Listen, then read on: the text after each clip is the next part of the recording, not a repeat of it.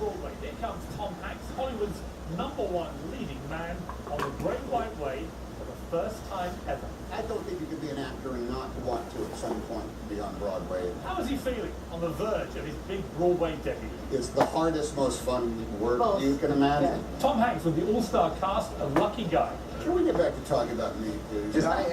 Tonight, they spill his secrets. What is the worst thing you can tell me about Tom Hanks? You do kiss Tom Hanks. Several times. Is he a good kisser? Yes. How good? So.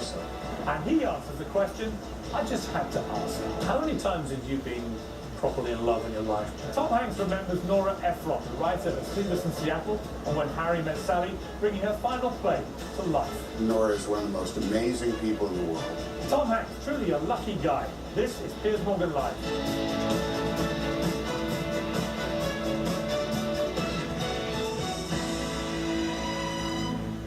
Tom Hanks. That was a good start. I love it. My God, that's scary. Yes. What? I'm here. You woke me up. You have not done a play since 1981. The last official play I did was in 1981 in Hayward, California. I was a guest artist for my alma mater, Chabot Junior College. And we don't call it I don't call it community college. It's a junior college. Set in the community. And we did Charlie's Aunt, was directed by an old teacher of mine named Herb Kennedy, and I think we sold out 1,500 seats every night. So on a scale of 1 to 100, how nervous are you right now? A few days before the opening night, and you haven't had to come and wow critics or an audience in a play for a very long time. Yeah, it's a life. 32 years. True, yeah, but it's a life of brickbats anyway, you know what it is. I would say nervousness is not nearly the term. What do you call it when you wake up at 5 o'clock in the morning with your eyes wide open, thinking, do I have the lines in scene 110 down the way? when Laura comes out on the bed, am I supposed to come? That's where the nerves hit me about 5 o'clock in the morning. Why are you taking what some perceive to be a gamble? You don't need to do this. You're a huge movie star. You could roll out 2 great films a year, keep your status as King Tom in Hollywood. You haven't been on my PR cap. You haven't been part of that. We haven't exactly knocked them all dead. Primarily it's just the great pleasure and the joy of doing it. It's the best. Look, it is the greatest, second best job in the world, next to being a muckraking tabloid genius. I understand that to be the best job in the world, but I'll leave that to you. Look, I've always wanted to. I don't think you could be an actor and not want to at some point be on Broadway and challenge those waters. But also Nora and I talked about this play going back a number of years, and I felt as though I'd never seen anything like this tabloid version of the history of the tabloid press. And so I must say, you gotta move a lot of boulders in order to be able to take the 8 months out of your life in order to do it. But you know, my kids are gone. You know, my wife's working. Not that much is expected of me, so off we go. Mike McAlery, the character you play, is a kind of notorious, yet in many ways brilliant tabloid reporter from the 80s and 90s. He died tragically young, age 41, from cancer. Spoiler alert. That's how it ends, folks. You've had lots of experience with the tabloids. How did you find playing a tabloid journalist? Well, the key about this is that this was when, forgive me for saying it, but this was when tabloids really mattered. They don't. I mean, I'm sorry. The internet and the immediacy of everything that goes on on the ether web is completely supplanted that. But in the 80s, when McAlery wanted to have the loudest and the largest voice, if he really hit the button with his story that day, it carried weight for at least 24 hours, if not 72 hours, until he wrote his next column. So there is a specific part of Nora's play in which he delineates between the facts and the story. That the facts are great and the facts are interesting, but they're not nearly as important as the story that you put out there. And I've been on the side of things where the facts were not what the story really was. And all you can do is, you know, shake your head off and understand that at least in the next news cycle, somebody else will step in a bear trap and take the attention away from me. Your son, Colin, actually got to Broadway before you did. Yes, he did. Yeah, my wife as well. I'd imagine he's gone through his entire career with people saying, hey, what tips is your dad giving you about acting? Now, he must be the one dishing out advice. Colin was in 33 Variations with Jane Fonda at the Eugene O'Neill Theater, and yes, when I was weighing doing this, I asked him the intangibles, well actually the tangibles, such as, what time do you eat on a matinee day? And quite frankly, if you have a performance at 8 o'clock, you should have something light to eat about 5, no later than 5:15. But then also the routine of how you pace yourself out in order to be essentially ready to play every night at 8 o'clock. And he had been through it, and he was very smart to his old man. They say that stage acting is the most pure form of acting because you get out there, it's live, there's no chance to retake or edit. For you, you've acted in some of the great movies ever made. What does it take, do you think, to be a great actor? Studying it, Humphrey Bogart said it was concentration, which I can understand, because in all phases, you can just suddenly notice something on the periphery, and if you let that blow your concentration, then the film might be wasted, which is bad, but you can go back and grab it again. But in this case, the scene might be blown, which is really bad. That though is only, I think, part of it. The other aspect of it, I think, is some degree of quite frankly, heart. You have to have and by heart, I just don't mean the feelings. I think you have to have also the conditioning and the desire in order to get up and repeat it, and not just repeat it, because it's not a verbatim thing that you're doing.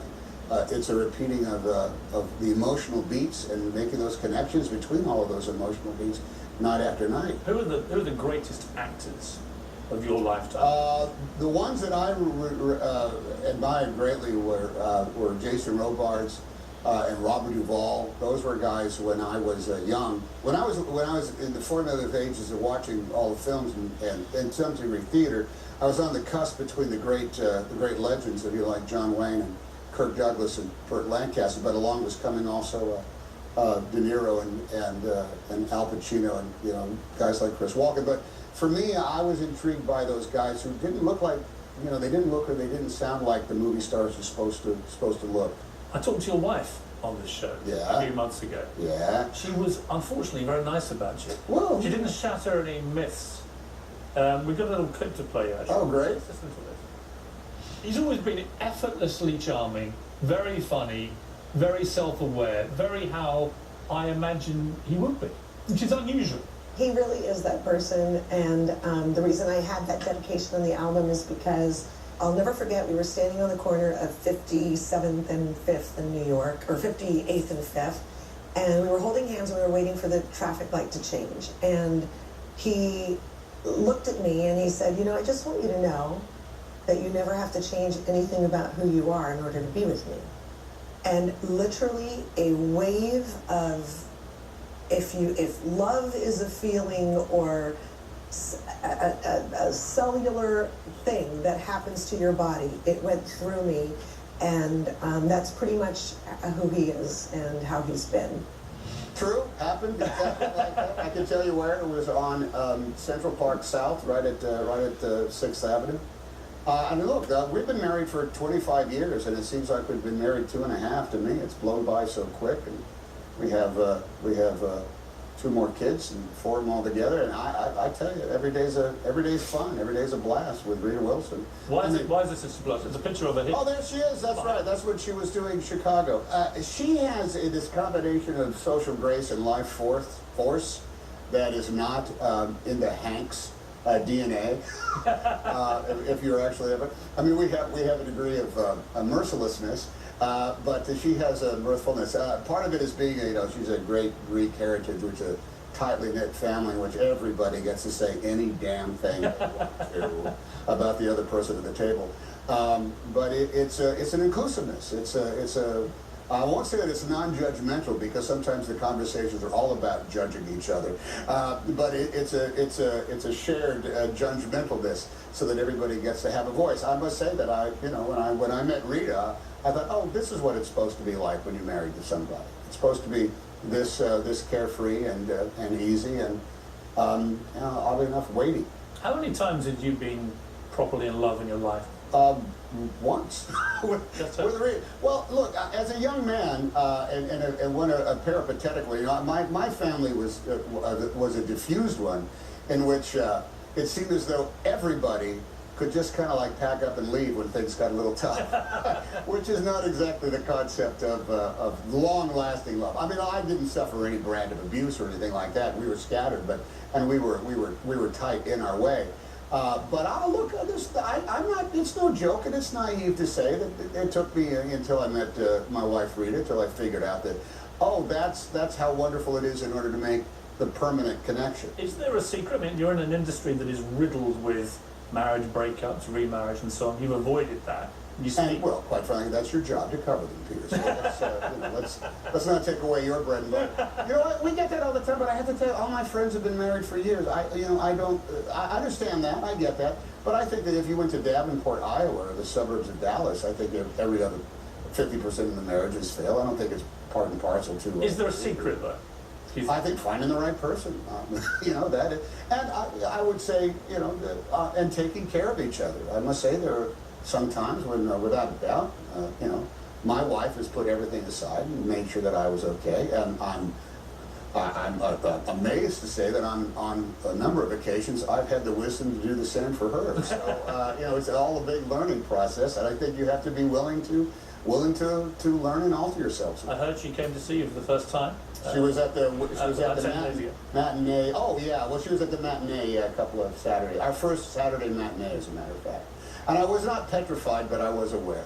Do you turn it on for your wife, performance-wise? No, because if you do that, then the balance is going to be a little wacky. Instead, you got to make sure that all of your receptors are turned down a little bit so you can get back to that kind of baseline that is required. She said, well, maybe I'll come by before the show. Oh, no. Not before the show, babe. Not before. Let's take a quick break. We're going to start bringing out your cast members, your colleagues. Very good. And we're going to start with Peter Scolari, who plays Michael Daly, who's a journalist, friend, rival in the play, Emmy Award winner. I'm hoping, because you did Bosom Buddies decades ago, that he knows where all the Tom Hanks bodies are buried. Well, I'll tell you where his are. So how about that? It's going to be a great thing. Back after the break. From Saudi.